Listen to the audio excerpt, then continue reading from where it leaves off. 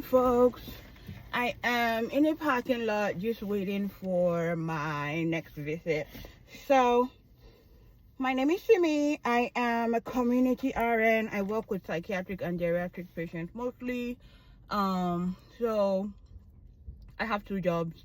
One is a per diem job where I do medication administration in the morning, and the other one is a home health job where I do mostly startup scares and skilled nursing needs.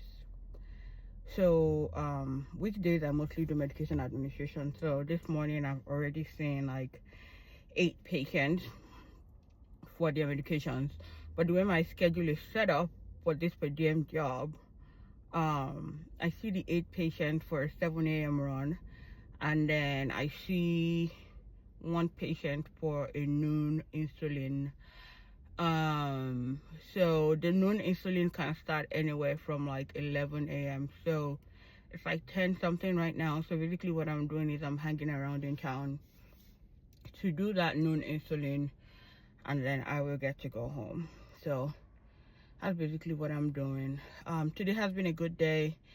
I haven't really had any issues with anything today, but so this morning, while I have been driving around, there was a video that everybody was talking about a nurse that was making fun of SNAP recipients, and that really like pissed me off because again, like I said, I'm a community RN. I have done this for 4 years now, and one thing I would tell you is that if you think that the number of people that we have on SNAP is actually representative of the number of people that actually need food assistance, then you really don't know nothing about benefits and how hard it is to convince people to sign up for benefits.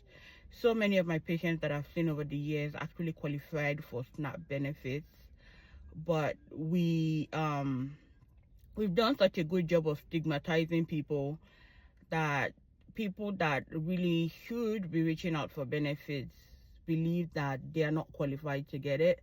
And so you meet patients that need help buying food, or they need help with medication, with paying bills, with their rent, and they keep on going, oh, I don't want to burden anybody,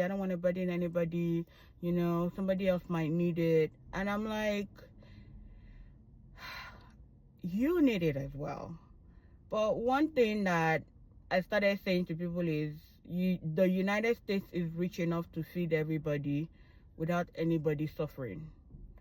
And I think that's something that a lot of people don't realize, is that there are people who have spent their whole life being told that asking for help, especially asking for help from the government, is something to be ashamed of. And it's not. It's not anything to be ashamed of. Nobody, and I say this, nobody wants to live on government assistance, because even those that are getting government assistance, they're not getting what they need. Like, have you ever seen how much money people get for SNAP benefits? Some people get $20, some people get like $140 for the entire month. And when my patients used to complain about the $20, I felt so bad, but I would jokingly tell them, well, your eggs and milk money is sorted. Because what else am I supposed to say? This is deeply unfair. Yeah, so,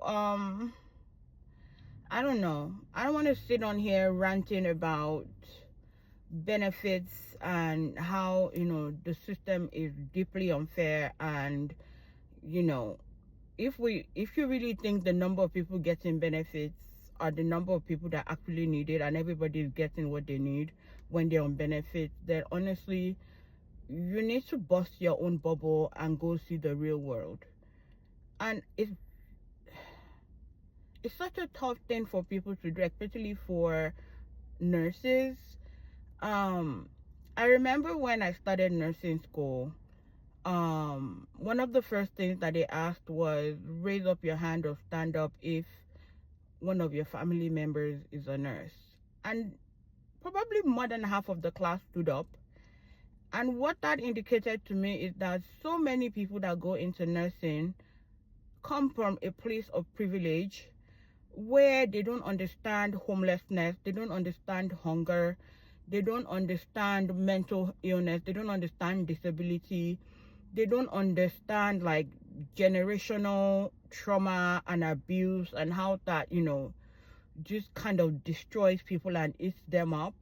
They just don't. And because they don't understand it, they're so judgmental because they think that, oh, well, we work hard, that's why we get paid the money that we do. Yes, we do work hard, and yes, we do get paid good money, but it's not because there's anything special about us. It's because a lot of us that are nurses have come from a place of privilege where we've had support systems, we've had people who have held our hands together and, pushed us forward to get to the position that we're in. And, sometimes I even hear nurses talk about, oh, that patient is poor. And I'm looking at them, I'm like, this patient is not poor. This patient is housed. They have enough food to eat. What are you talking about? I don't know. We seriously need an attitude adjustment with nursing. We do. We really do need an attitude adjustment. I will say this for myself, that I really thought I was empathetic and I felt that I was well informed because, again, I'm, virtually always online. I am always looking to listen to people, but nothing, and I mean this, nothing educates you as much as when you're a community nurse and you are specifically serving low income people. Like, my last job was for people who were poor and disabled. Think about it, poor and disabled. I was working with people that were homeless.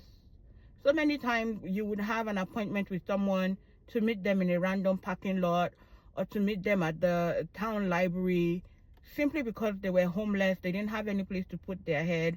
So many times we would, do phone interviews with people just to start the process of getting them care. And you could tell that they were in the middle of the street. They didn't have any safe place to go. And these were even the lucky ones. These were the lucky ones that figured out a way to get connected to even bare minimum of resources. Because you also have to remember that in order for you to get access to resources, you have to have identifying papers. You have to have an ID. And a lot of times you have to have an address. You have to have a phone number. There's so many poor people, there's so many disabled people who don't have any way of identifying themselves. They have no address where they can send mail to. They don't have a phone, so they don't even get to have access to benefits. So, I mean, what are we talking about? We haven't even scratched the surface in terms of talking about the injustice and the unjustness of the benefit system. So, I don't know. I am deeply angry and annoyed and frustrated because when you are the person sitting there asking someone, do you have enough to eat? And the answer is no, and there's nothing you can do for them, you just feel so useless sometimes. Like, sometimes I'm like, why am I asking these questions? Why am I, almost making people relieve their trauma when I can't offer them any help? Because of the way the system is, we can't provide food to people as healthcare providers, because then you run into the issue of corruption. We can't give them money. We can't provide them with housing. And all the resources that we can connect them with have so many bureaucratic loops that even you're the person that is case managing or trying to figure out how to help, you're like, what is this? Anyway, I just wanted to say, if you're a nurse, if you're someone that is in healthcare, please educate yourself. We need to start being more conscious in understanding what's happening in our communities and understanding how much there is a gap in terms of what people need and the resources that are available. I think when we start to understand that, we can better serve.